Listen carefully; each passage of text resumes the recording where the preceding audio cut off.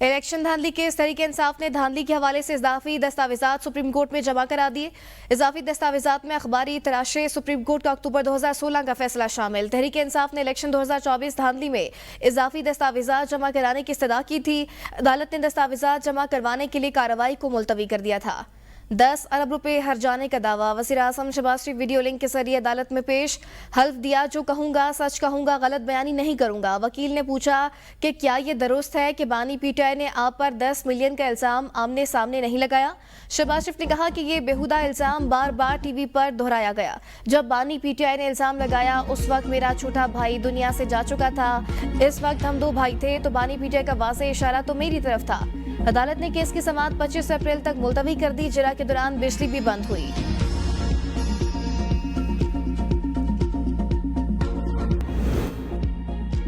किनालों का मंसूबा बजट से पहले ही खत्म हो जाएगा। वज़ीर आला सिंध का दावा। मीडिया से गुफ्तगू में कहा, मुतनाज़ किनाल मंसूबे के खिलाफ सिंध से रापा एहतजाज है। सिंध के लोग जानते हैं अगर कोई किनाल बंद करवा सकता है तो सिर्फ पीपल्स पार्टी है। पीपल्स पार्टी चेयरमैन बिलावल भुट्टो की क़यादत में अवाम दुश्मन मंसूबे बनने नहीं देगी। पीपल्स पार्टी तमाम डिविजनल हेडक्वार्टर्स में किनालों के खिलाफ अवामी ताकत का मुजाहरा कर रही है। सखर में 25 अप्रैल को किनालों के खिलाफ पीपल्स पार्टी अवामी ताकत का मुजाहरा करेगी। शहीद बेनज़ीराबाद, मीरपुर खास और कराची में पीपल्स पार्टी केनाल्स के खिलाफ अवामी जलसा करेगी। केनाल मंसूबा की आड़ में पीपल्स पार्टी के खिलाफ साजिश की गई। केनालों की तामीर का फैसला वापस नहीं किया गया तो हुकूमत की हिमायत खत्म कर देंगे।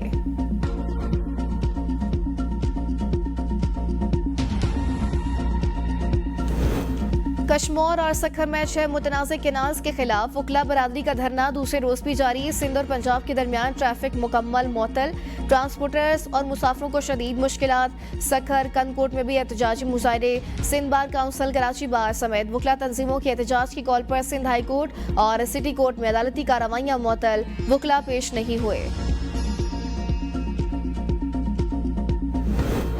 मौशी तौर पर मुस्तहकम पाकिस्तान तरक्की और खुशहाली के रास्ते पर गामजन है। गैर मुल्की सरमायाकारों बिला खौफ पाकिस्तान में सरमायाकारी करें।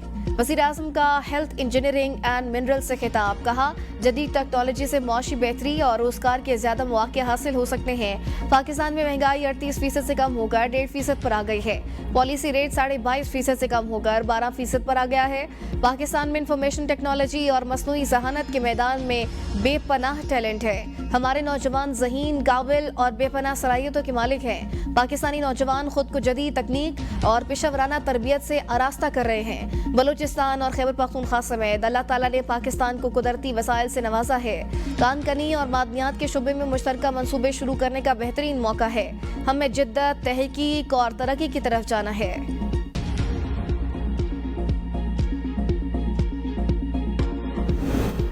पीपल्स पार्टी के चेयरमैन बिलावल भुट्टो जरदारी और वज़ीर आला सिंध सैयद मुराद अली शाह का हैदराबाद के मुख्तलिफ दही इलाकों का दौरा।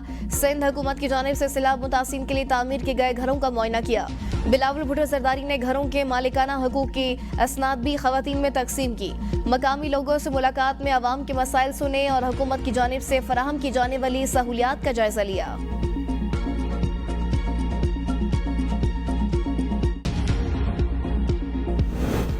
कोई मुल्क भी अमन के बगैर तरक्की नहीं कर सकता। माजी की नातजुर्बाकार हुकूमत ने मुल्क की मैशत को तबाह करके रख दिया।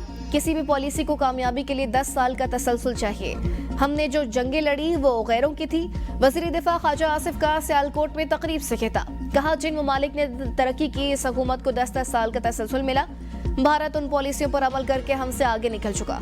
अगर आप खुद जदीद दौर के मुताबिक नहीं बदलेंगे तो कभी कामयाब नहीं होंगे। हम 3 उड़ानें क्रैश कर चुके हैं, अब 4थी उड़ान पर खड़े हैं। मुल्क में मौशी इस्तेहकाम और नए प्रोजेक्ट्स को लॉन्च किया गया। आर्टिफिशियल इंटेलिजेंस टेक्नोलॉजी से बहुत कुछ बदल जाएगा।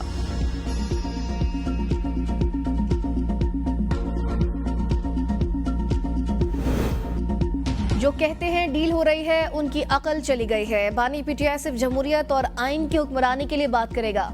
पीटीआई रहनुमा आजम सवाती की सहाफियों से गुफ्तगू। कहा, बाकायदा बातचीत के लिए आरिफ अलवी का इंतजार कर रहा हूँ। आरिफ अलवी ने पिछले हफ्ते आना था, अब अगले हफ्ते आ रहे हैं। बातचीत बानी की रिहाई के लिए नहीं होनी। बानी पीटीआई तारीख में अपना नाम रकम कर चुके। पार्टी के अंदर मुझ पर तनकीद पर तबसरा नहीं करूंगा। पार्टी सिर्फ बानी पीटीआई और उसका वर्कर है।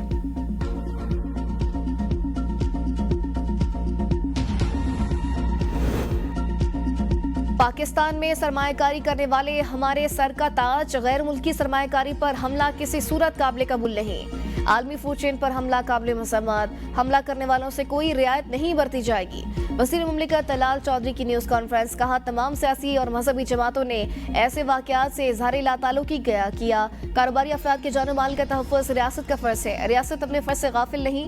पंजाब में तशद्दुद के वाक़यात में मुलव्विस 142 अफराद गिरफ्तार किए जा चुके। 25,000 पाकिस्तानियों का रिस्क आलमी फूड चेन से वाबस्ता है। गिरफ्तार अफराद अपने किए गए अमल पर शर्मिंदा हैं।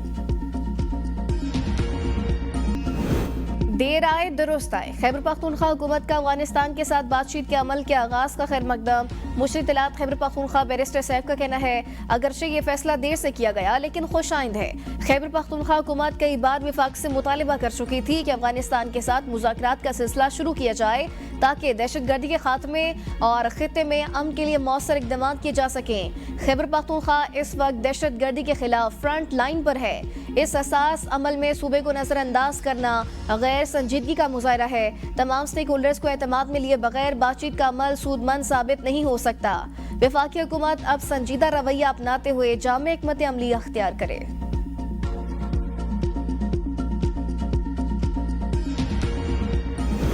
गवर्नर खैबर पख्तूनख्वा फैसल करीम कुंडी कहते हैं, वज़ीर आला अली अमीन गंडापुर को जो टास्क इस्लामाबाद से मिलता है वो अच्छे बच्चों की तरह उसे पूरा करते हैं। देखते हैं अब वज़ीर आला mines and mineral bills pass करवाएंगे या अपनी नौकरी बचाएंगे।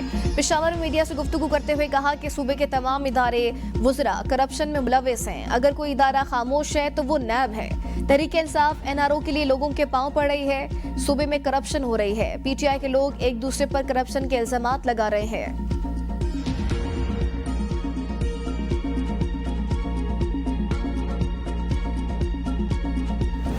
हुकूमत ने नए मौसमियाती फंड की बातचीत की थी। नए कर्ज के लिए बोर्ड का इजलास क्यों ज़ेर इल्तवा है?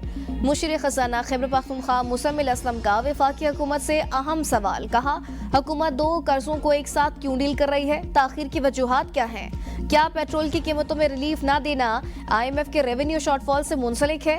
वज़ीर आज़म शहबाज शरीफ कर्ज लेने को कामयाबी तस्वुर करते हैं। कर्ज लेने पर काबीना और गैर काबीना अरकान को मुबारकबाद देते हैं। वज़ीर आज़म ने खुद दर्जनों MOUs पर दस्तखत किए जिनमें रत्ती बराबर पेशरफ नहीं हुई।